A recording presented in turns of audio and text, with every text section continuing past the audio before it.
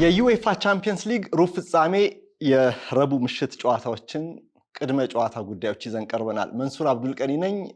እንደምን ከረማችሁ ውድ የስፖርት ቤተሰቦች። በመንሱር አብዱልቀኒ ኦፊሻል ዩቲዩብ ቻናል እና በሃይነከን ትብብር የሚቀርብላችሁ የቻምፒየንስ ሊግ ፕሮግራም ነው።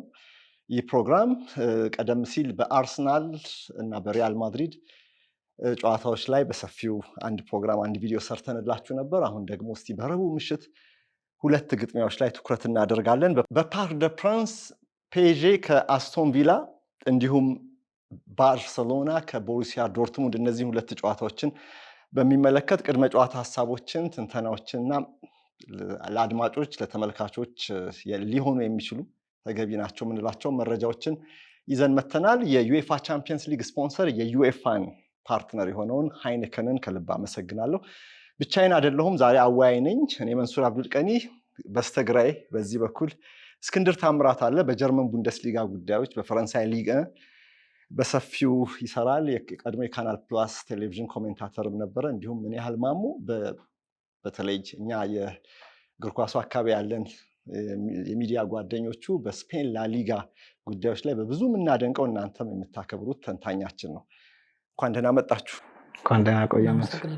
ቻምፒየንስ ሊግ ሩብ ፍጻሜ አሁን ሁለት ጨዋታዎች አሉ። ፔዤ ከአስቶን ቪላ እና ባርሰሎና ደግሞ ከቦሩሲያ ዶርትሙንድ። እስቲ የትኛው ጨዋታ በክብደት ይበልጣል? ምን ያህል? ቦሩሲያ ዶርትሙንድ አምና የፍጻሜ ተፋላሚ ነበር ከሪያል ማድሪድ ጋር። ባርሴሎና ደግሞ ተቃውሞ እናውቃለን እና ምናልባት ወረቀት ላይ ይሄኛው ጨዋታ የበለጠ ትርጉም ሊኖረው ይችላል ወይም የበለጠ ትኩረትን ሊስብ ይችላል። የፓሪስ ሳን ጀርማ እና የአስቶን ቪላም ጨዋታ እንዲሁ በቀላሉ የሚታይ አይመስለኝም። በግምት ደረጃ ሁለቱም ጨዋታዎች ላይ አንድ ቡድንን ሁላችንም መገመት የምንችል ይመስለኛል። ፓሪስ ሳን ጀርመን እና ባርሴሎና ብዙ ሳይቸገሩ ሊያልፉ ይችላሉ። በተለይ ከማክሰኞ ጨዋታዎች አንጻር ከተመለከትን ሁለቱ ግጥሚያዎች ትንሽ የሚያዘነብሉ ይመስላሉ ወደ ሁለቱ ትልልቅ ክለቦች።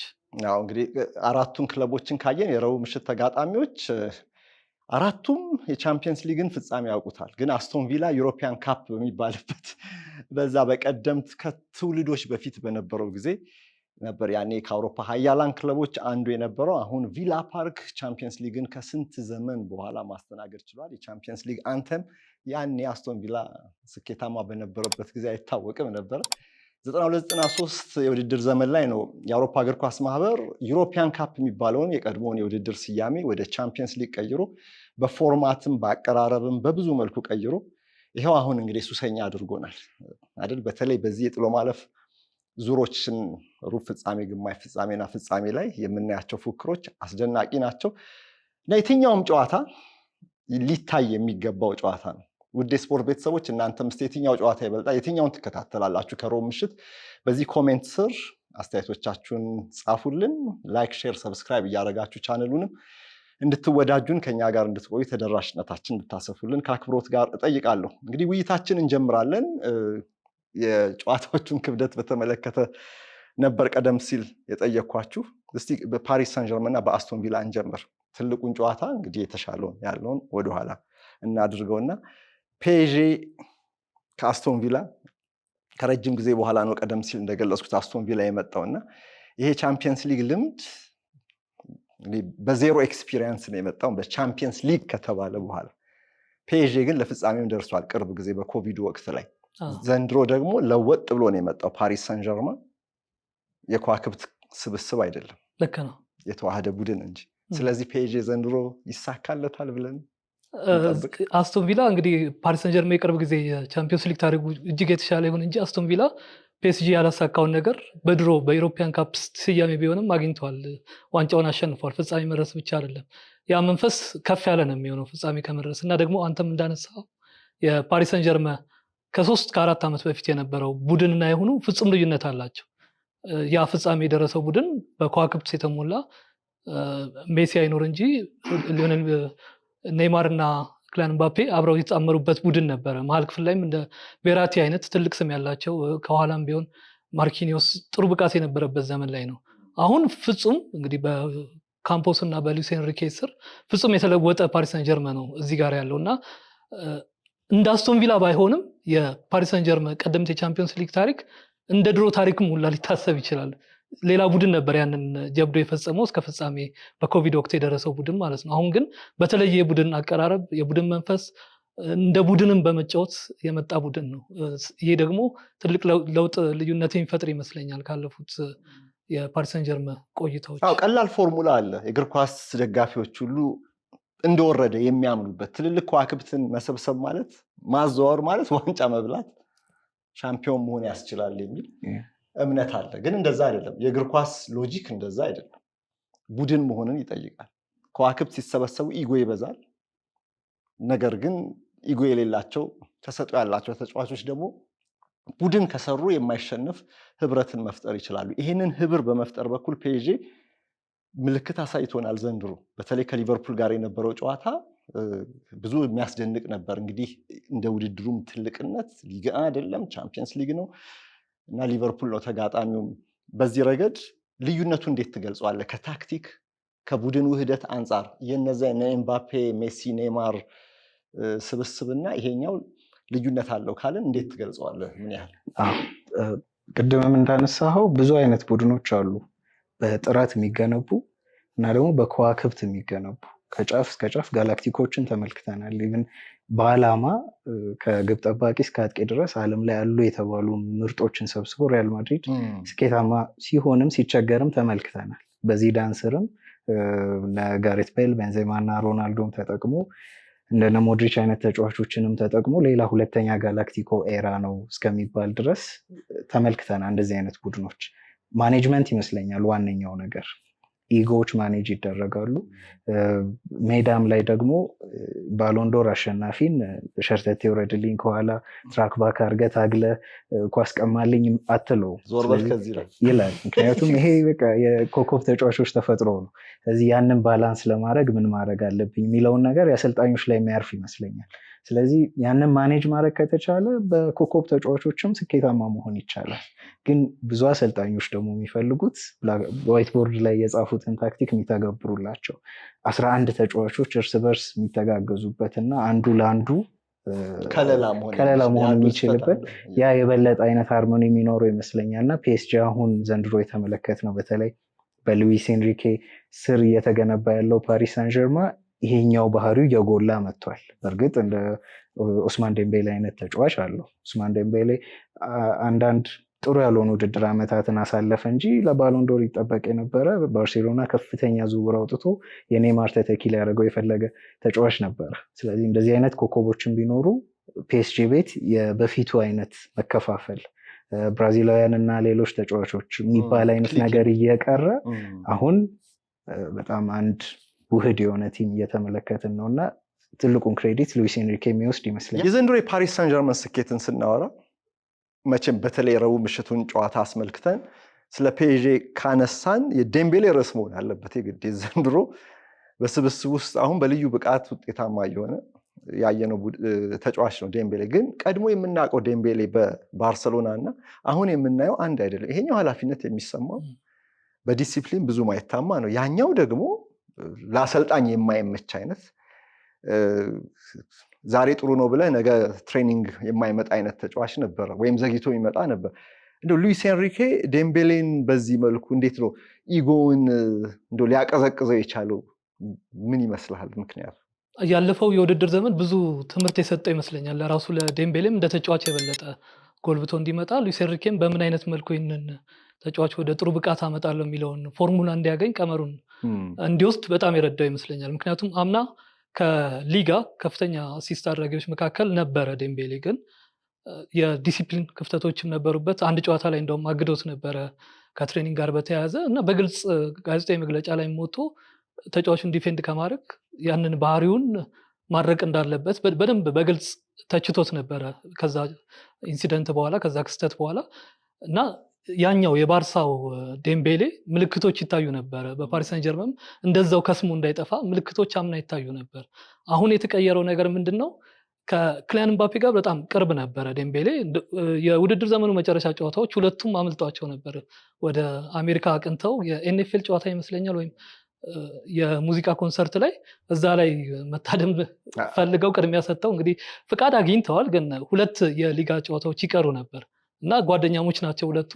ተያይዘው እንግዲህ የመጨረሻ 2 ጨዋታዎችን አስቀድሞ ልክ እንደዚህ የውድድር ዘመን ፒኤስጂ ውድድሩን ስላሸነፈ ክለቡን ፍቃድ ሰጥቷቸው በዚህ መልኩ ጨዋታንም ያልፉ ነበርና የክሊያን ምባፔ ራቅ ማለት እሱንም የበለጠ ኤጎንም እንዲቀንስ አድርጎታል። በዛ ላይ ደግሞ እድሜውም እየሄደ ነው፣ 25ን እየተሻገረ ነው፣ ወደ 26 ወደዛ እየመጣ የቱ ጋር ነው እኔ ከፍታዬ ላይ የምገኘው የሚለው ራስን የምታጤንበት ነገርም ይመጣል። ይሄ ደግሞ ሜዳው እጅግ ምቹ ነው የሆነለት። ምክንያቱም ብራድሊ ባርኮላ፣ ዴዝሬ ደዌ አይነት እጅግ ምርጥ ተጫዋቾች አሉ፣ ግን ከፍ ያለ ደረጃ ላይ የተገኙ አይደሉም። ገና ጀማሪ ናቸው። እሱን ሊያደምቁ የሚችሉ ናቸው። በትክክል ከእሱ ሊምላይቱን የሚወስዱ ሳይሆኑ እሱን የበለጠ ማድመቅ የሚችሉ ናቸው። ስለዚህ ለእሱ ትክክለኛ ጊዜ ይሄ ነበረ። ከእምባፔ በላይ ጎልቶ መታየት እጅግ ፈታኝ ነው። አሁን ግን የቡድኑ ኮከብ ነው። ስለዚህ ይህንን የማድረግ እድልም አግኝቷል እና ግን ደግሞ እየተነሳለት የነበረውን ብቃት አሁን ነው የበለጠ ማሳየት ያለበት ብዬ አምናለሁ። ምክንያቱም ከ8 ዓመታት ለ7ኛ ጊዜ ነው እንግዲህ ፓሪስ ሳን ጀርመን ሻምፒዮንነቱ የተረጋገጠው በሊጋ። እርግጥ ነው ከ5ቱ ታላላቅ ሊጎች መካከል አንዱ ነው፣ ግን የበለጠ ደግሞ ራስን ማሳየት ያለብህ ለባሎን ዶር እጩነት መቅረብ ካለብህ ማሳየት ያለብህ በቻምፒዮንስ ሊግ ምሽቶች ነው። እነዛ ምሽቶች ደግሞ የሊቨርፑልም ትልቅ ጨዋታ ነው፣ ግን ደግሞ ከዚህ በኋላ የሚመጡት የበለጠም ከዛ በላይ መድመቂያ መሆን ይችላሉና የዴምቤሌ ጉዳይ አሁንም ያልተቋጨ አሁንም ባሎን ዶር ማሸነፍ ካለበት ከራፊኒያ ከነ ላሚን ያማል የበለጠ መስራት ያለበት ይመስለኛል በቀጣዮቹ 2 ወራት። እዚህ ጋር ግን ምን ያህል ጋር ልምጣና ፒኤስጂ ከቅርብ ጊዜ ወዲህ ሽንፈት የሚባል ነገር አያውቅም። አንድ ተሸንፏል ካልን በሊቨርፑል የተሸነፈው በሁሉም ውድድሮች ላይ በተርታ ጨዋታዎችን ማሸነፍ ቢበዛ አቻ መውጣት ነው። ሽንፈትን የረሳ ቡድን ነው። ሁልጊዜ ጥያቄ የሚሆንብኝ ነገር ዘንድሮ አሁን እስካሁን ድረስ በፓሪስ ሳን ጀርመን በተለይ ሩብ ፍጻሜውን ጥሎ ማለፍ ዙሩን እንበል ሊቨርፑል ላይ ያሳየው የበላይነት እጅ ያሰጠ ነበር። ሁለተኛው የመልሱ ጨዋታ ላይ በፈረንሳይ ሊግ ሪላቲቭ በንጽጽር ካየው ደከም ያለ ሊግ ነው።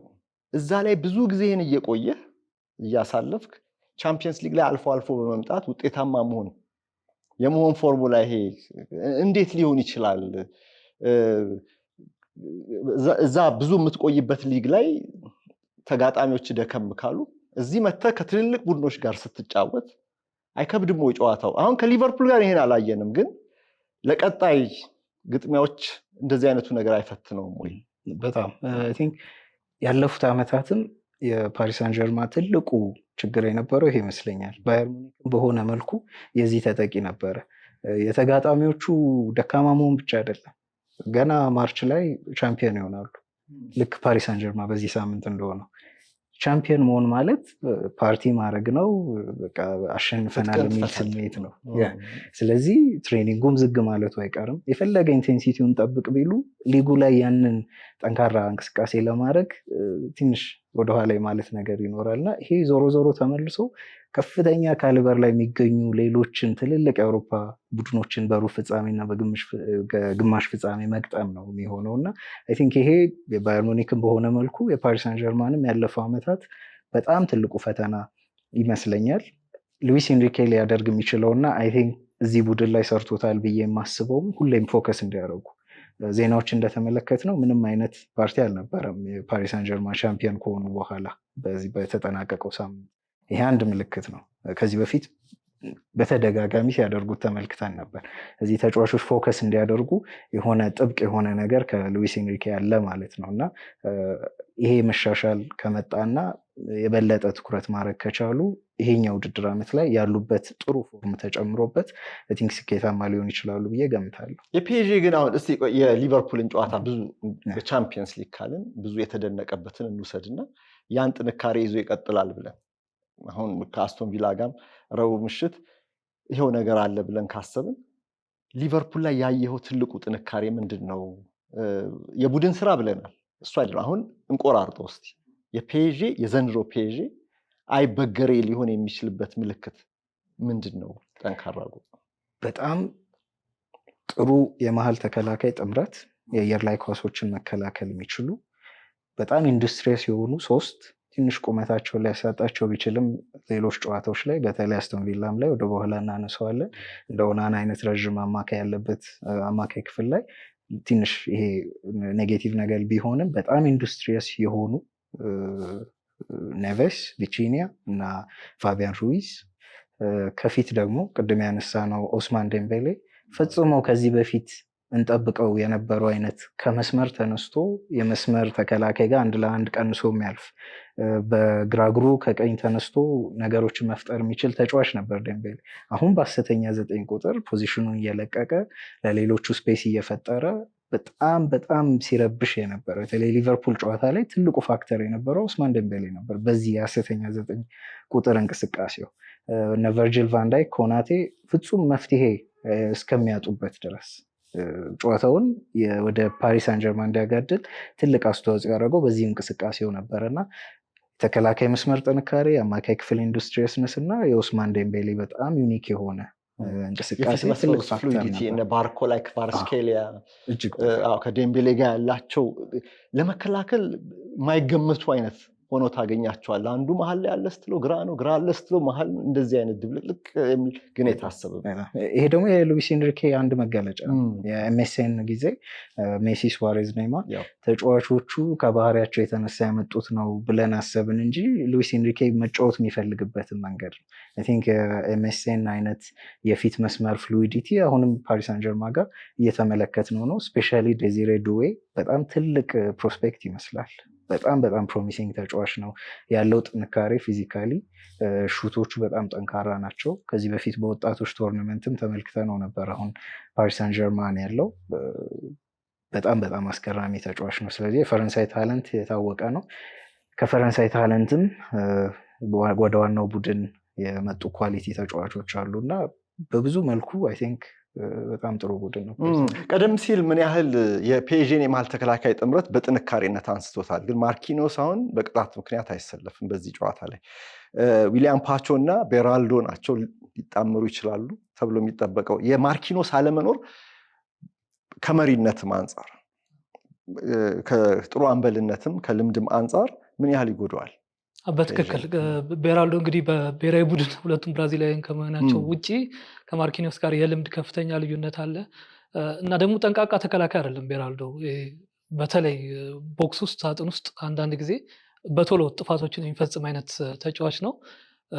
ዊሊያም ፓቾም ትንሽ ግልፍተኝነት አለበት እና ያ ነገር በሊጉም ብዙ ስላልታየ ብዙ አብረው ስላልተጣመሩ የማርኪኒዮስን ማጣታቸው ከፍተኛ ጉድለት እዛ ጋር ሊፈጥር ይመስለኛል። እንደውም ቅድም ያነሳችሁት እንደነበረው ያልጠቀሳችሁት ምናልባት የሁለቱም ፉልባኮች ሚና ካልሆነ የኑኖ ሜንዴዝ እና አሽራፍ ሀኪሚን ሙሉ ቡድኑ እንከን የሚወጣለት አይደለም ሲቅርና ጎንሳሎ ራሞስ ራሱ ከፍተኛ የጎል ቁጥር ነው ያላቸው በጥቂት የጨዋታ ደቂቃዎች እና አንድ ዊክ ፖይንት ስናገኝ ብዙ ጎል ለማስቆጠር ለፔዥ ከባድ የቤት ስራ አይደለም።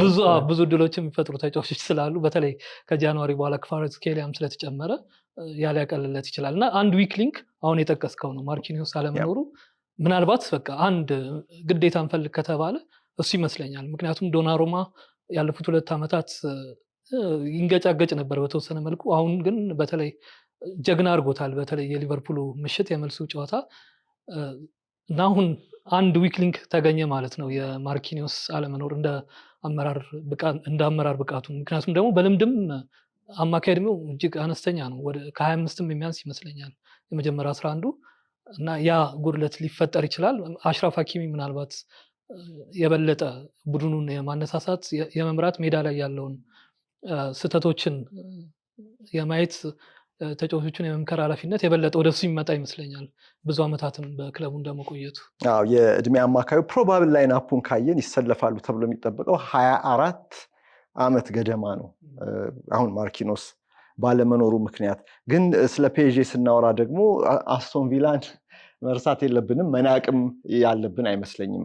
አስቶን ቪላ ደግሞ በኡናይ ኤምሪ ስር ነው ምን ያህልና ኡናይ ምናልባት ቻምፒየንስ ሊግ ላይ እንደው ጥያቄ ምልክት ልናነሳ እንችላለን እንጂ በሌሎች አህጉራዊ ውድድሮች ላይ ደግሞ ያላቸው ስም የገዘፈ ነው። ሚስተር ዩሮፓ ሊግ ሚስተር ዩሮፓ ሊግ ይባላሉ እና አሁን እሳቸውም ከዛ በኋላ 3ቱን ዋንጫዎች በተለይ በተከታታይ ካሸነፉ በኋላ ራሳቸውን አሳድገው በቻምፒየንስ ሊግ ላይም አንድ ተአምር ለማሳየት በሚችሉበት ደረጃ ላይ የደረሱ ይመስልሃል ወይ? እና አስቶን ቪላስ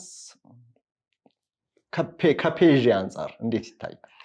አሁን አይምሬም የቀድሞ ቀጣሪዎቻቸውን ነው የሚገጥሙት። ስለዚህ ይህም ሌላ አጀንዳ ሊሆን ይችላል በራሳቸው በኩል እና የሚፈጥረው ሌላ ስሜት ይኖራል። ከዛ ውጭ ግን ኮንቲኔንታል አሰልጣኝ ነው ኡናይ ኤምሪ።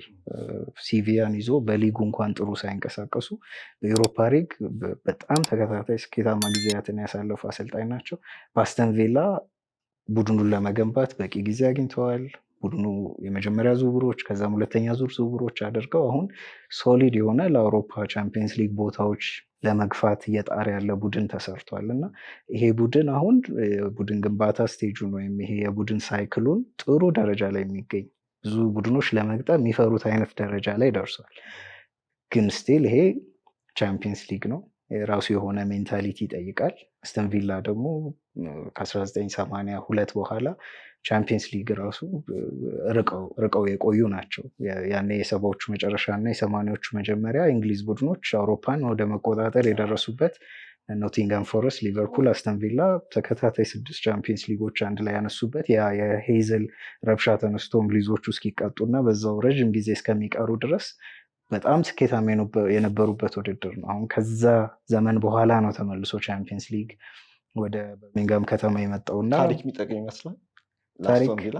አሁን የአዲሱ ትውልድ በጽሁፍ በዘገባ በንባብ ነው የሚያውቀው ወይም በሃይላይት ነው የሚያውቀው ያንን ዘመንና አሁን ያለው ደግሞ የደጋፊም ስነልቦናም የውድድሩም ላንድስኬፕም ሁሉ ነገር ተቀይሯል እና አስቶን ቪላ ካለፈበት ውጣ ውረድ አንጻር ከዛ በኋላ ነው ታሪክ የሚጠቅመው ይመስላል። በዚህ ጨዋታ የሆነ መነሳሻ ሊሆን ይችላል። ጨዋታው ከመጀመሩ በፊት መልበሻ ክፍል ውስጥ የመጨረሻ ቃላት ላይ ይሄ እኮ ታሪክ ተመልሶ እዚህ የመጣበት ነው ለማለት አንድ ኦፖርቹኒቲ ሊፈጥር ይችላል። ከዛ ያለፈ ግን ምናልባት ከዘር ያዙ ሽማግሌዎች ተመልሰው ይህን ዕድል ለማየት ካልሆነ ብዙ ግንኙነት የሚፈጥር አይመስለኝም ረዥም ጊዜ ስለተቆጠረ። አስቶን ቪላ በጣም ጥሩ የካውንተር አታክ ቡድን ነው።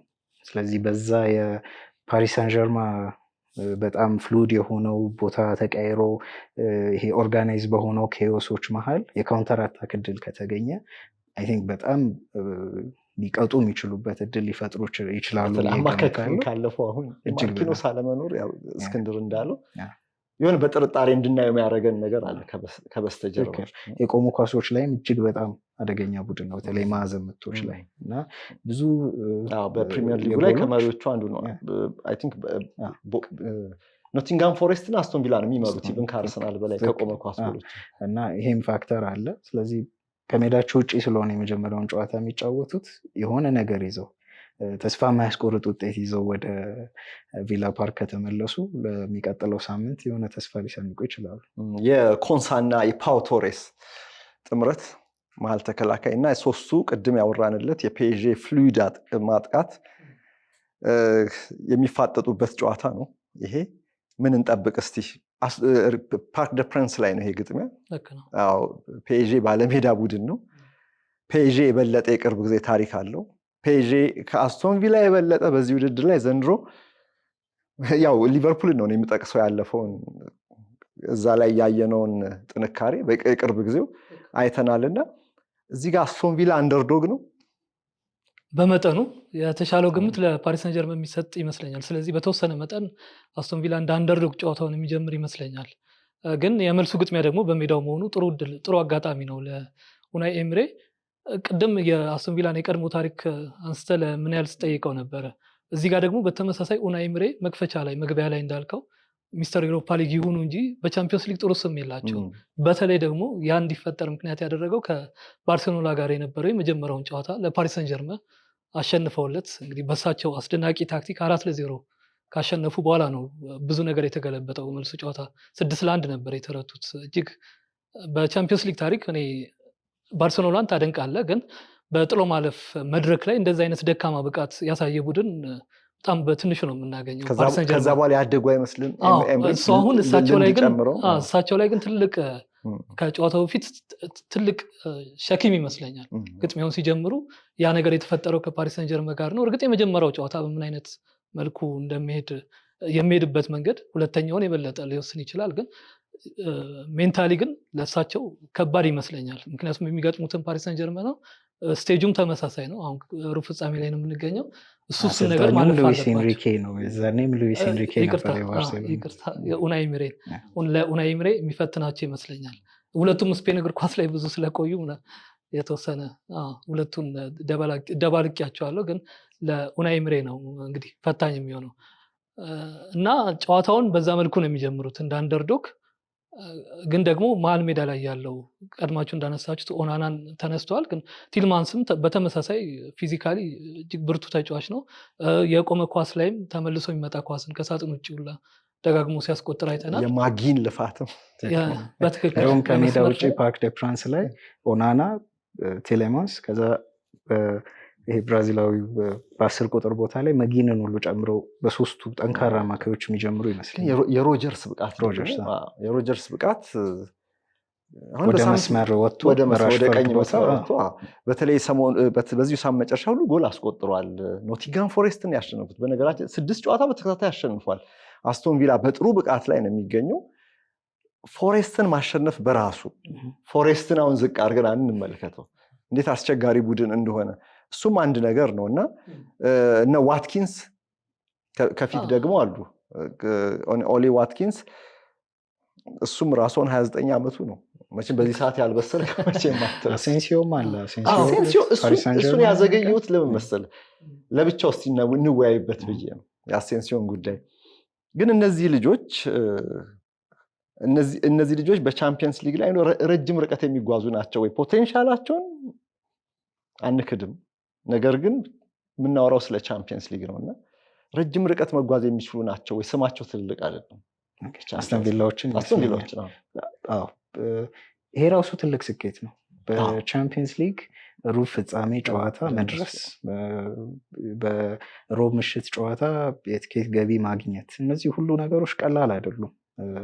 ስቴፖች ናቸው። ይህንን ማስቀጠል እሱ በራሱ በቃ ደመቀ እኮ። ከዛ በኋላ ያሉ ማሸነፎች ወደ ቀጣይ ዙር ማለፎች ቦነስ ነው የሚሆኑት እና እዚህ መድረስ በራሱ በጣም ትልቅ ስኬት ይመስለኛል። ግን ሰርፕራይዚንግ ቡድን የመሆን አይ ቲንክ ካሉት 4 ጨዋታዎች ሰርፕራይዚንግ ነገር ሊፈጠር የሚችለው በዚህ ጨዋታ ይመስለኛል። አዌይ መጫወቱ አስተን ቪላ በመጀመሪያ አንድ አድቫንቴጅ ሊሆን ይችላል። ምክንያቱም በደርሶ መልስ ጨዋታዎች የመጀመሪያውን ጨዋታ እንደ መለማመጃም ይሆናል፣ እርስ በርስ እንደመጠናኛ ጥሩ ነገር ይዞ ወደ መመለሻም ነገር ሊሆን ይችላል። ስለዚህ አድቫንቴጁ በር ከፍቶላቸዋል አስተን ቪላዎች ከተጠቀሙበት። ጨዋታው አስተን ቪላ ሜዳ ቪላ ፓርክ ላይ ቢሆን ኖሮ የመጀመሪያው ጨዋታ ለፓሪስ ሳን ጀርማን እንደውም የበለጠ እድል እንሰጥ ነበር ወደ ቀጣዩ ዙር ለማለፍ እና አይ ቲንክ አዌይ መሆኑ አንድ ተስፋ እንዲያደርጉ የሚያደርጋቸው ይመስለኛል። ተስፋ አደርጋለሁ አስቶን ቪላ ይቀነዋል ብዬ። ፓሪስ ሳን ጀርማን እኔ የምደግፈው ማርሴይን ታሪክ ብቸኛው የፈረንሳይ ቡድንም ነው ቻምፒየንስ ሊግ ያነሳ ማርሴይ። ያንን ታሪክ እንዲጋፋ አልፈልግም። ግን የዘንድሮ ቡድን ግን ምርጥነቱን የምወደው አይነት ቡድን ነው። ግን በጨዋታ ካየው እኔ ክለቡን ሳይሆን የሜዳ ላይ እኔ ኢጎ አልወድም፣ የትልቅ ተጫዋቾች ስብስብ አልወድም። በግሌ ብትጠይቀኝ ህብር ያለው የተዋሃደ ቡድን ማየት ፈልጋለሁ። የተጫዋቾቹ ፕሮፋይል የቱን የሚያህል ይሁን እንደ ብራይተን አይነት እንደ አታላንታ አይነት እንዲህ አይነት ቡድኖች ይስቡኛል። ትልልቅ ስብስብ ካላቸው ብዙ ማሊያ የሚሸጥ ሊሆን ይችላል ያኛው።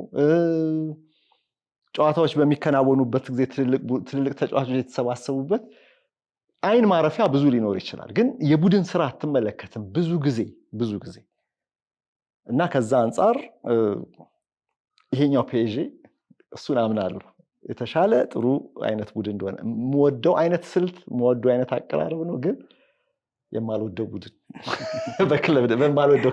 በክለብ ደረጃ አስቶን ቪላ ይቀነዋል ብዬ ተስፋ አደርጋለሁ። ግን ስለ አስቶን ቪላ የመጨረሻ ነጥብ ማንሳት የምፈልገው የጃንዋሪ ዝውውር ላይ የራሽፎርድ እና የማርኮ አሶንሲዮ ዝውውር ትኩረት የሳበ ነበረ።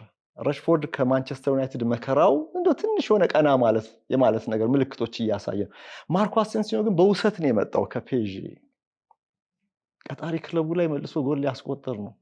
እኔ ጠራጠራለሁ ነገ ስለመሰለፉ በዚህ ምክንያት ተጣዋቂ እንዳያደርጉት በኋላ በመጨረሻዎቹ እንደ ውጤቱ ሁኔታ ቀይሮ እንዳያስገቡት ስጋት አለኝ። ፔዥ ላይ ያንን ኢንፍሊክት ለማድረግ ያንን ጉዳት ላይመቸው ይችላል ከሚል ሀሳብ ተስማማላችሁ? በዚህ ሀሳብ ተረድቼዋለሁ። ሊሆን የሚችልበትም እድል አለ። ያለፉት ቢያንስ አንድ ወር ወደኋላ ብንሄድ ግን ቅድም ያነሳው ይሄ 6 ሳምንታት አስቶን ቪላ የአሸናፊነት ተከታታይ ጉዞ ላይ የአሴንሲዮ ተጽዕኖ በጣም ነበረበት። አይ ቲንክ ይሄ ሀሳባቸውን ደግሞ መልሶ ሊያስቀይራቸው ይችላል። እንደዚህ አይነት ጥሩ ፎርም ላይ ያለ ተጫዋች ምናልባት ተቀይሮ ገብቶም ቢሆን ሁለተኛ አጋማሽ ላይ ከሜዳ ውጭ ልንመለከተው እንችላለን። በቪላ ፓርክ ላይ ደግሞ ወሳኝ ሚና ሊጫወት ይችላል ሜዳ ውስጥና በጣም አስገራሚ ፎርም ላይ ነው ያለው። የራሽፈርድን የአሴንሲዮ ጉዳይም የሚያመሳስል ነገር ታሪክ አለው። ሪያል ማድሪድ ቤት ትልቅ ተስፋ ተጥሎበት በእርግጥ ያው ቻምፒየንስ ሊግ ካነሱ ተከታታይ ቡድኖች ውስጥ መሀል ስለሆነ ሲቪው በጣም ትልቅ ሆኗል። ግን የተጠበቀው አይነት ስኬት ያላሳካ የወደፊቱ ትልቅ ስታር ይሆናል ተብሎ ይጠበቅ የነበረ እጅግ በጣም አስገራሚ ሹት ያለው ለማየት በጣም የሚያምር እግር ኳስ ይጫወት የነበረ በመሀል ኤሲኤል ጉዳት ገጥሞት ከሜዳ ርቆ ወጥነት እየጎደለው የመጣ ተጫዋች ነው። ከሪያል ማድሪድም ጋር ይለቃል ብሎ የገመተ አልነበረም። ልክ እንደ ሉካስ ቫስኬዝ ረዥም ጊዜ እንመለከተዋለን ብለን የምንጠብቀው ተጫዋች ነበር። የራሽፈርድም ሁሉም የሚያውቀው ነው። ማንቸስተር ዩናይትድ ስታር ቦይ ወደፊቱ ትልቅ ተጫዋች ተብሎ ይጠበቅ የነበረ ነው እና እነዚህ በአስቶን ቪላ ደግሞ ድጋሚ ሁለተኛ ቻንስ ያገኙ ተጫዋቾች ናቸው። ግን አይ ቲንክ አሴንሲዮ የሆነ ወሳኝ ሚና ሲጫወት የምንመለከተው ይመስለኛል። እስክንድር በዚህ ላይ ሀሳብ አለ? ቆይታው እጅግ አጭር ነበር እና ኢንፍሉዌንስም አላረገም ማርኮ አሴንሲዮ በፓሪስ ሰን ጀርመን ቀጣይነትም ያለው አይመስለኝም። የእሱና የፓሪስ ሰን ጀርመን ጉዳይ እርግጠኛ አይደለሁም። ግን ባይባክ ኦፕሽን ውሰት ውሉን ወደ ቋሚነት መቀየር የሚችሉበት ፐርማነንትሊ ማስፈረም የሚችሉበት እድል አላቸው ውላቸው ላይ አለ። በትክክል እሱም ደግሞ አሁን አስቶን ቪላ የማያደርግበት ምክንያት የለም። አሁን ይመስለኛል 2 ጎሎች ላይ በሁሉም ውድድሮች ሳይደርስ የቀረ አይመስለኝም ቢያንስ በጎልና አሲስት እና በየጨዋታዎቹ ላይ በተለይ ደግሞ አንድ ወደ 3 ሳምንት ወር አካባቢ መጀመሪያ አካባቢ አልነበረም ወይ ጥቂት ደቂቃዎች ነበር የሚሰለፈው። እሱን ከግምት ከከተትን ሬሾን ብናወጣ ጎል ያስቆጠረበት በደቂቃ እጅግ አስደናቂ ነው በፕሪሚየር ሊጉም ሆነ በቻምፒየንስ ሊግ ጉዟቸው። ሌላው ይቅርና የመጀመሪያ የፍጹም ቅጣት ምት መቻቸው ሁሉ እስከመሆን ደርሰዋል እና አሴንሲዮ እኔ ወደፊትም የማየው እንደ አስቶን ቪላ ተጫዋች ነው። ምክንያቱም ከሶሌር በተወሰነ መጠን የተሻለ ቆይታ ነበረው፣ ግን የሁለቱም ዝውውር አልሰራም። ሁለቱም ከስፔን ነበረ የተቀላቀሉት፣ ሁለቱም ወደ እንግሊዝ መጥተዋል። ሶሌር ወደ ዌስትሃም እና ብዙ የሰራ አይመስለኝም የአሴንሲዮ የፓሪስ ሰን ጀርመን ቆይታ። ራሽፈርድ በተመሳሳይ ተጽዕኖ መፍጠር ይችላል በደንብ እዚህ ጨዋታ ላይ። እንደውም ከ8 ቡድኖች በጥር የዝውውር መስኮት ራሱን የበለጠ ያጠናከረው ከሩብ ፍጻሜ ተፋላሚዎች አስቶን ቪላ እንደሆነ አስባለሁ። አክሴል ዲሳሲም በተለይ የታይረን ሚንግስ ከረጅም ጊዜ ጉዳት መምጣቱ እሱን ካሰብን እና ለዚህ ጨዋታ ደግሞ በትክክል ዲሳሲ መሆን ይችላል። የፈረንሳይ እግር ኳስ ልምድ በደንብ አለው። የፓሪስ ሰን ጀርመን አጫወት በደንብ መረዳት የሚችል ተጫዋች ነው።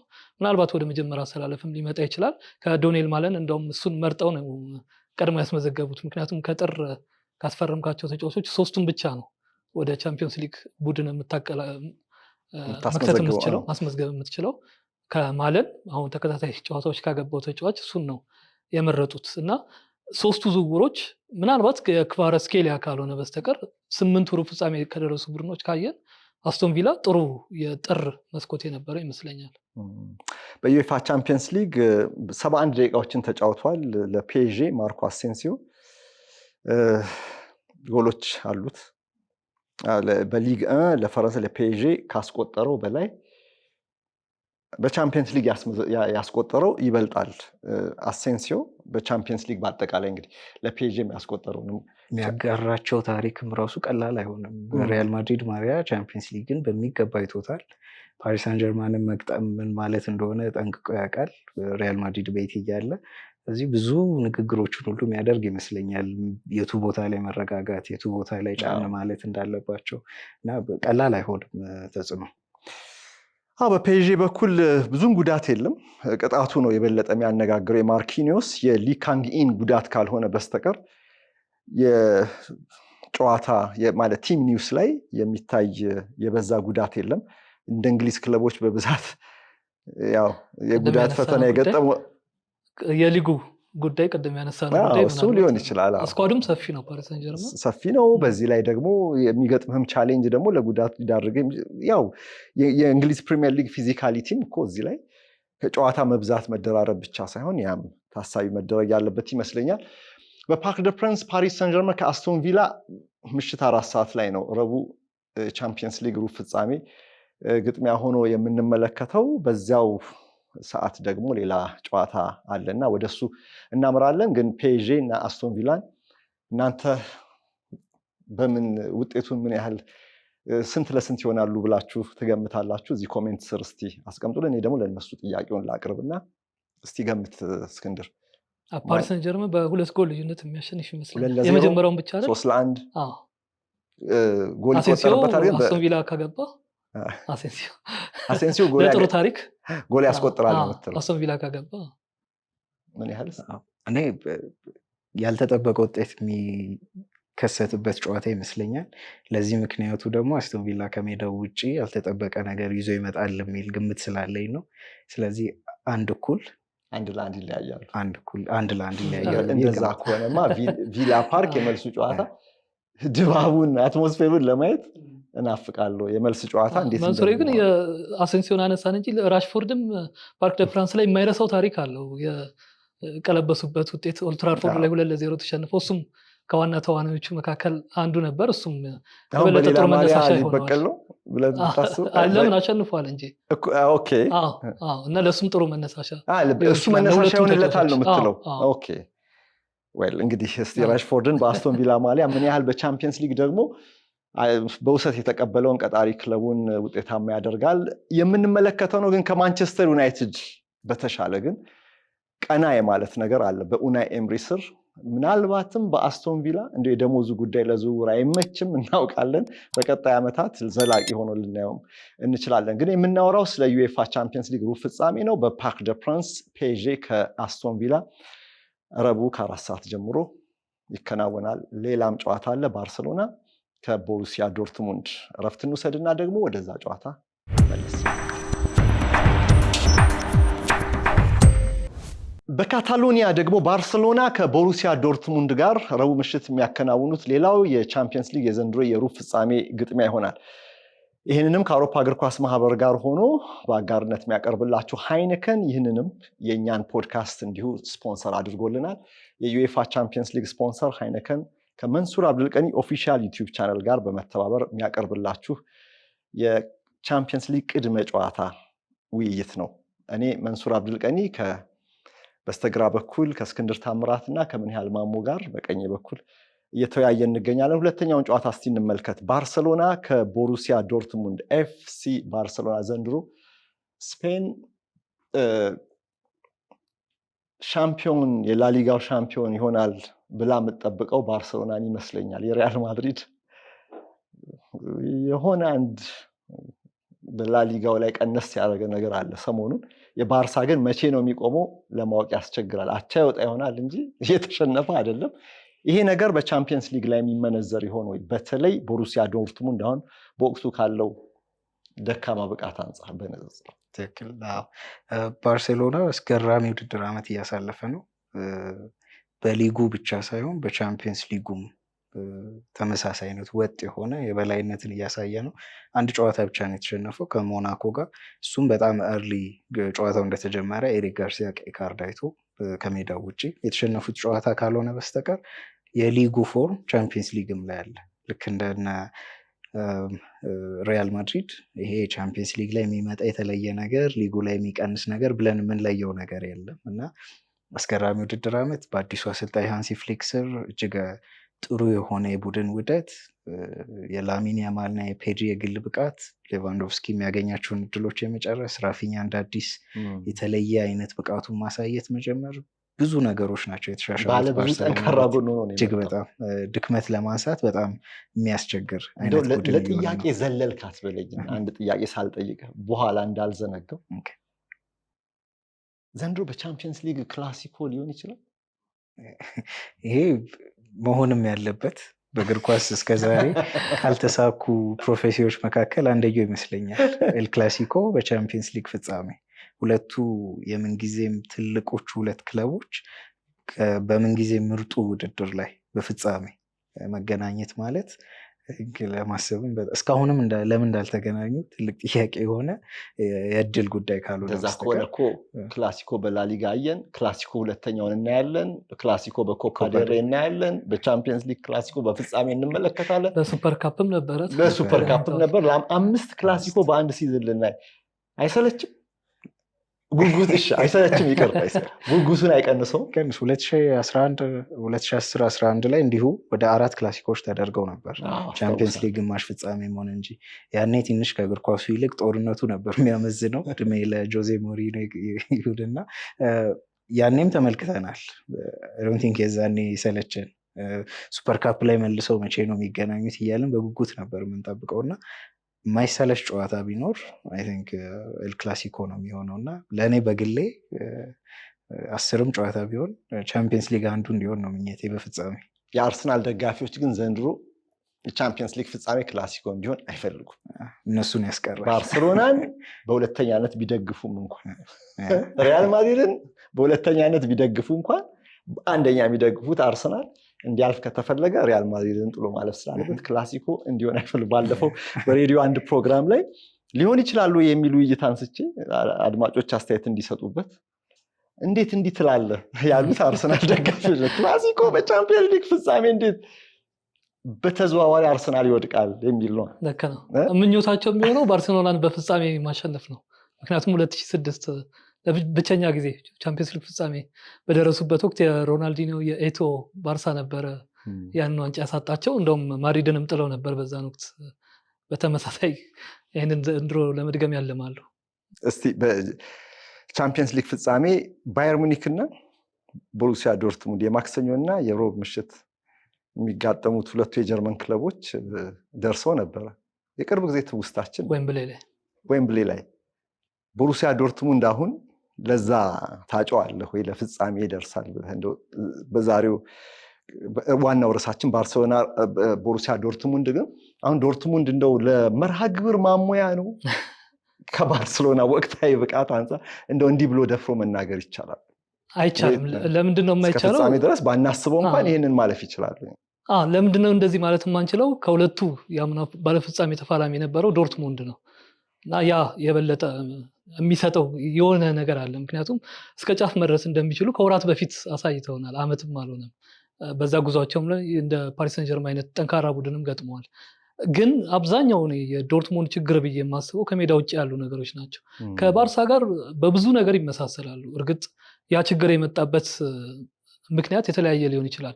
የላፖርታ ክፍተቶች፣ የአመራር ክፍተቶች ባርሳን ጫና ውስጥ ከተውታል። በዶርትሙንድ በኩል ካየን የኮቪድ ወቅት ላይ ክለቡ በጣም ብዙ ገንዘብ ነው ያጣው። ምክንያቱም ጀርመን እግር ኳስ በአብዛኛው ከስቴዲየም ከጨዋታ ዕለት ገቢ ጋር የሚገናኝ አብዛኛው ነገር ከደጋፊዎች ጋር የሚገናኝ ነገር ነው። ያን ወቅት ደግሞ ብዙ የታሰሩ ነገሮች ስለነበሩ ያንን ማሳካት አልቻሉም። እስካሁን ድረስ ወላፈኑ ይሰማቸዋል አብዛኞቹ የጀርመን ክለቦች፣ በተለይ ሁለተኛ ዲቪዚዮን ላይ ያሉ። እንደ ዶርትሙንድ ደግሞ ከአውሮፓ ትላልቅ ስቴዲየሞች መካከል ከግንባር ቀደም መካከል ካለው ክለብ ጋር ሲሆን ደግሞ የበለጠ ያ ችግር ጎልቶ ይታያል እና የዝውውር ገንዘቦችን አግኝተዋል። የነ ጁድ ቤሊንጋም የተወሰነ ቢሆንም የኤርሊንግ ሆላንድ ግን እነዛን መልሰው ወደ ቡድኑን ማጠናከር ያልገቡበት ምክንያት ይሄ ነው። ፋይናንሻሊ በጣም ስትራግል እያደረገ ያለ ቡድን ነው ዶርትሙንድ። አሁንም ድረስ ስብስቡን አሁን ላይ ካየ ነው እንደ ቀድሞ አይነት ኮከብ አናገኝም። እንደ ቤሊንጋም ከ50 ሚሊዮን ዩሮ በላይ የሚሸጥ ተጫዋች በፍጹም አሁን ስብስቡ ላይ የለም። ለረጅም ጊዜ የዶርትሙንድ ታሪክ ደግሞ ይሄ ነበረ እና ይህን ምልመላውም ከስር ጥሩ አልነበረም ለተወሰኑ ዓመታት። ቫትስከ እንግዲህ የመጨረሻ ዘመናቸው ነው፣ ፕሬዚዳንቱም ይለቃሉ። በአዲስ መንፈስ እንግዲህ ከሚቀጥለው የውድድር ዘመን ጀምሮ የድሮውን ዶርትሙንድ በእነ ሴባስቲያን ኬል ለማምጣት ነው የታለመው እና ከሜዳ ውጭ ያሉ ችግሮች ናቸው። እኔ ባርሴሎና ይህንን እንዲሸፍን ያደረገው የሃንሲ ፍሊክ ቅጥር ይመስለኛል። እርግጥ ላሜሲያ እና የዶርትሙንድ አካዳሚ ፍጹም የሚገናኙ አይደሉም። እንደ ኩባርሲም ላሚን ያማል አይነት ተጫዋቾችን ያመርታል። በትክክል በደንብ አድርጎ ብቁ ማድረግ የሆኑ ዓመታት ላይ ክፍተት ተፈጥሮ ነበር። አሁን ደግሞ እንደገና ተመልሶ እርግጥ እነ ሜሲን አይነት አውጥተህ ከዛ በኋላ 50 ዓመትም ብታርፍ ችግር የለውም። ለእኔ እንደ ክፍተት አላየውም። ያ ወቅት ምንድን ነበረ? ባርሳ የበለጠ ወደ ገበያ የሚያማትርበት ወቅት ሆነ። የኔይማር ዝውውር ወቅት ጊዜ ግዴታ ኩቲኒዮንና ዴምቤሌን በዛ ገንዘብ ሙሉን ገንዘብ አውጥተው መተካት ግዴታ አልነበረባቸውም። እርግጥ የደጋፊም ፍላጎት አለ የኮከብ ተጫዋች በክለብ መኖር፣ ምክንያቱም ሜሲ ለረጅም ዓመታት የነበረበት ነው። ኔይማር ተጽዕኖ እናውቃለን። በዛ መልኩ ልክ እንዳሁኑ እነ ላሚን ያማልን ከስር ምክንያቱም አሁን እኮ አስገዳጅ ሆኖ ነው እንጂ ድንገትም ማምረት ጀምሮ ነው ለማለትም እንዳንችል የሚያደርገን አስገዳጅ ሆኖ በኪውመን ጊዜ ራሱም ወጥቶ እንደተናገረው ከቻቪም አስቀድሞ ማለት ነው አስገዳጅ ሆነ እና አስገዳጅ ሲሆን ወዲያው ነው እኮ አይደል ተጫዋቾች የፈለሱት። እነ ኩባርሲ ማየት ይቻላል። የማጥቃት መስመር ተጫዋቾቹን እንደውም ወደ ጎን አድርገን እነ ጋቪ እነ ፔድሪ እነ ላሚን ያማል ጄኔሬሽናል ተጫዋቾች ናቸው። እነሱን ወደ ጎን አድርገን እነ ኩባርሲ እነ ጋቪ አይነት ተጫዋቾችም አሉና በጣም አንድ ሁለት አይደለም የሚያገኙት ሙሉ ቡድኑንም ማዋቀር እስከሚችሉ ድረስ በጣም ወጣት ተጫዋቾችን በደንብ እነ ባልዴም አሉና ጥሩ ነጥብ አነሳ። እዚህ ጋር ለምን ያህል መጠየቅ እፈልጋለሁ። ባርሴሎና የፋይናንስ ቀውሱ ባይኖርበት ኖሮ የመግዛት አቅም ቢኖረው ኖሮ እንደ ቀድሞ እነ ኔይማርን የገዛበት ወቅት ላይ የነበረበት ሰዓት ላይ ቢሆን የአሁኑን ቡድን ማየት እንችል ነበር አይመስለኝም። አትስማማለህ ከሱ ጋር? ምናልባት እንደ ላሚን ያማል አይነት ማንም አያስቆሙ ሰብሮ የሚወጣ አይነት ታለንት ካልሆነ በስተቀር ከሄዳቸው ሁሉ ቀድሞ 1 ቢሊዮን ዩሮ ማግኘት የጀመረ ቡድን ነበር። ከኮቪድ በፊት ገንዘቡ እንደ ጉድ ይመጣል።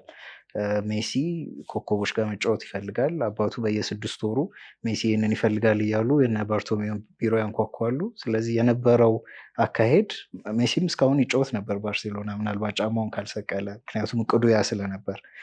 ስለዚህ የነበረው አካሄድ የሚያሳየው ገንዘብ ማውጣት፣ ኮከቦችን መሰብሰብ ነበር። ለዛ የሚሆን ገንዘብ ነበር። ኮቪድ መጥቶ ያንን ነገር ቀየረው እንጂ። ስለዚህ ተገደው የገቡበት ነው። ተገደው ደግሞ አንድ ሰው ችግር ሲገጥመው ቀድሞ ድሮ በችግሩ ጊዜ የሚያውቀውንና የለመደው ነገር ጋር መመለሱ አይቀርም። ስለዚህ ባርሴሎናም ወደዛ ነው የተመለሰው። ላማሲያ እንደምናውቀው እጅግ በጣም አስገራሚ ተቋም ነው። ዝም ብሎ ከሌሎች እየሰረቀ እንግዲህ ከይቅርታ ጋር እንደ ቼልሲ አይነት አካዳሚ አይደለም። አሁን ቼልሲ ብዙ ጊዜ እንደምናየው ኮከብ እዚህ አካባቢ ተገኝቷል ሲባል በጎን አናግሮ የማምጣት ወደ አካዳሚ ያስገባና እንደገና አካዳሚ ውስጥ ትንሽ አቆይቶ ወደ ዋና ቡድን ሞር ይሄ ሪሳይክል የማድረግ ነገር ቼልሲ ጋር አለ። ባርሴሎና ቤት ካታሉኒያ ነው የምትማረው፣ ሳይንስ ያስተምራሉ፣ ክላስሩሞች አሏቸው። ጥቂት ቀናት ነው በሳምንት ወደ ቤታቸው የሚሄዱት። አዳሪ ትምህርት ቤት እንደማለት ነው። ሌላ ቦታ የሌለ በጣም አስገራሚ የሆነ ተቋም ነው። ስለዚህ ይሄ ተቋም ፕሪዘርቭ ማድረጋቸው ጠቅሟቸዋል ለችግር ጊዜ። ስለዚህ ካልቸሩንም የክለቡንም ካልቸር በጨዋታም በምንም አስርጸው ነው የሚያሳድጉ። ላሚን ያማል የአውሮፓ ሀገሮች ዋንጫን ማሸነፍ የሚችል ታለንት እንደሆነ አሳይቶናል። ቻምፒየንስ ሊግን ማሸነፍ የሚችል ነው አሁን በዘንድሮ ቻምፒየንስ ሊግን ማሸነፍ የሚችል ቡድን ውስጥ ነው የተጫወተ ያለው። ስለዚህ ቡድኑን እንዲሸከም ግዴታ የለበትም። የራሱን አስተዋጽኦ ካደረገ እነ ራፊኛ፣ ፔድሪ የራሳቸውን አስተዋጽኦ ካደረጉ ይሄ የሪያል ማድሪድ አይነት ልምድ ከፊታቸው ካልመጣና እሱ ካላስቆማቸው በስተቀር ግን እንደ ማች ዊነር ልናየው እንችላለን። አሁን ባርሰሎና በተቸገረበት ሰዓት ላይ ደል ጨዋታ ቢያጋጥመው ምናምን በአንድ የሆነ አክሽን ብቻ ጨዋታውን አሸንፎ መውጣት የሚችል ኃላፊነቱ ሁሉ እሱ ላይ ሊጫንበት የሚችል አይነት ተጫዋች ያለ ዕድሜው አይመስልም? ለዚህ ሁለት ነገሮችን ማንሳት ፈልጋለሁ። አንደኛው ከፈረንሳይ ጋር የነበረው ግማሽ ፍጻሜ አውሮፓ ዋንጫ ላይ ምንም እንኳን እንግሊዝ ብትሆንም ኔዘርላንድ ከፊታቸው ይጠብቃቸው የነበረው ወሳኙ ጨዋታ ግማሽ ፍጻሜው እንደነበር እናቅ ነበር ሁላችን። ምክንያቱም ኪሊያን ምባፔ ያለበት ፈረንሳይ ነበር። እንደተጀመረም ሄሱስ ናቫስ ነበር ከምባፔ ጋር ሲጋፈጥ የነበረው። በጣም እያስቸገረው ነበር። ፈረንሳዮች ደግሞ ቀድሞ ጎል አግብተው ነበር። ያንን ሁሉ ነገር ሪቨርስ ያደረገው ያ የላሚን ያማል ጎል ነበር። ስለዚህ አሳይቶናል በትልቅ መድረክ ጨዋታን መለወጥ የሚያስችል ቡድኑን መንፈስ መቀየር የሚያስችል ነገር መስራት እንደሚችል። ሁለተኛው ደግሞ ከተጫዋቹ ተፈጥሮ የሚመጣ ነው። ሌላ የ17 ዓመት ተጫዋች ያለው መደናገጥና ልምድ አልባ መሆን ላሚን ያማል ጋር እንደሌለ እየተመለከትን ነው። እንደ ቀላል የትሬኒንግ ጨዋታ ነው የሚመለከተው ከባባድ ጨዋታዎች። ስለዚህ ከተጫዋቹ ተፈጥሮም ከዚህ በፊት በትልልቅ መድረኮች ላይ እንዳሳየንም እምነት የምጥልበት ክላች የሆነ ተጫዋች እንደሆነ አሳይቶናል ከዚህ በፊት። ስለዚህ አጋጣሚዎች ቢፈጠሩና እሱ ላይ ኃላፊነት ቢጣል ልዩነት መፍጠር ይችላል። እስክንድር፣ ስለ ቦሩሲያ ዶርትሙንድ የባርሰሎናን ተደራራቢ ማጥቃትና ጎል የማምረት አቅም እንዴት አድርጎ ሊቆጣጠረው ይችላል? በዚህ ጨዋታ ላይ ባርሳን የምናውቀው በብዙ ጎል አስቆጣሪነት ነው። ዘንድሮ ልምድን፣ ወጣትነትን፣ ተሰጦን ሁሉን ያካተተ ፊት መስመር አለው።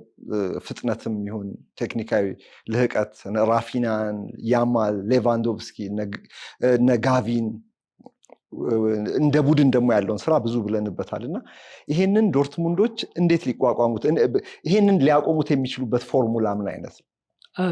ለጊዜው እኔ ያለ አልመሰለኝም። ምክንያቱም ከዶርትሙንድ የተከላካይ መስመር ተጫዋቾች ጥሩ ጊዜ እያሳለፈ የሚገኘው ኒኮ ሽሎተርቤክ ብቻ ነው። እርግጥ ከአውሮፓ ምርጥ ተከላካዮች ተርታ መሰለፍ የሚችል ነው ለወደፊቱ። እንደውም ቅድም ካነሳሁትም ሀሳብ ከ50 ሚሊዮን ዩሮ በላይ የሚታሰብ ተጫዋች አሁን ዶርትሙንድ የለም ስለነበርኩት ሀሳብ ምናልባት ትንሽ ሊጠጋ የሚችለው ተጫዋች እሱ ይመስለኛል ተከላካይ ቢሆንም እና ከዛ ውጭ ቡድኑ ትክክለኛውንም ጥምረት አላገኘም። በጥር መስኮት ቬንሰንን አምጥቷል። ጥሩ ነገር አሳይቶ ነበር። ጉዳትም እሱም የተወሰነ መልኩ የነበረውን ሂደት እንዳይቀጥል አድርጎበታል። ቤንሴባይኒም መስመር ተከላካይ ላይ ሪዮርሰንም የተገደበ አቅም ያላቸው ተጫዋቾች ናቸው። የባርሳ ደግሞ ዋነኛ የማጥቃት ምንጭ በሁለቱ መስመሮች ላሚን ያማልና ራፊኒያ ናቸው እና ለነሱ ብቁ የሚሆን ተጫዋች እኔ ዶርትሙንድ ላይ አሁን ያለ አይመስለኝም። እንግዲህ በሁለቱም በግራም በቀኝም የተከላካይ መስመር ቦታ ችግራቸውን ደግሞ የበለጠ ሊያሰፋው የሚችለው ፓስካል ግሮስ ስለማይኖር ምናልባት ኤምሬጃንም እንግዲህ የተለየ ኃላፊነትን መወጣት ሊኖርበት ነው። እሱን ወደ መሀል ተከላካይ መሳብ የሚቻለውን እድል ሊያሳጣ ይሆናል። ምክንያቱም አንድ የመሀል ዲፌንሲቭ ሚድፊልደር መጨመር አለባቸው ግሮስ የማይኖር ከሆነ በመጀመሪያው ጨዋታ እና እንደ ማጥቃቱ አሁን የተሻሻለ ይመስላል። በተለይ ሴሩ ጉራሲ ከቻምፒዮንስ ሊግ ከፍተኛ ጎል አስቆጣሪ ነው፣ ግን ተከላካይ መስመር ላይ ብዙ ቀዳዳዎች አሉ። በተለይ ደግሞ የፉልባክ ቦታዎች ላይ የባርሳን ጠንካራ መስመርን ማቆም የሚችሉ ተጫዋቾች የሉትም ቡድኑ እና ያ ስጋት የሚፈጥር ይመስላል። በሌላ አነጋገር እየገመትክ ነው ልክ ነው ይሄንን ጨዋታ ባርሴሎና ያሸንፋል እያልክ ተገናኝተዋል በዚህ ውድድር ዓመት። ይሄ በአዲሱ ፎርማት ቡድኖች 8 ጨዋታ በሚያደርጉበት ላይ ዶርትሙንድ ሜዳ ሄዶ 3-2 አሸንፏል ባርሴሎና። ይሄ ቢያንስ ፖዝ ፕሌይ እያደረጉ እዚህ ጋር ይሄን ብናረግ እዚህ ጋር ይሄንን ብናስተካክል ብለው ታክቲካል አናሊሲስ መስራት የሚችሉበት እድል ዶርትሙንዶች አሏቸው። 2 ጎልም አስቆጥረዋል ባርሴሎና ላይ።